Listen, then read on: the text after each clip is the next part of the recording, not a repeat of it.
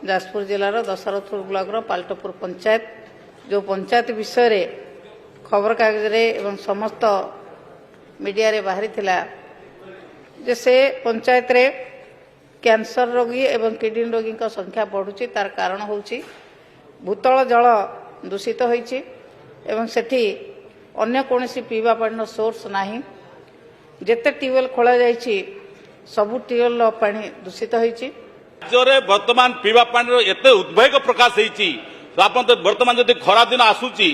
समस्त गाँव में पीवा पानी समस्या तेणु माननीय मंत्री दायित्व नहीं कहे कि केबे सुधा मेगा प्रोजेक्ट आप वसुंधरा प्रोजेक्ट रो सबु गाँव में पीवा पानी व्यवस्था करेंगे कि मेगा पीडब्ल्यूएस प्रोजेक्ट जोटा 200 विलेज और 23टा जीपी पाखापाखि 1.5 लाख पॉपुलेशन को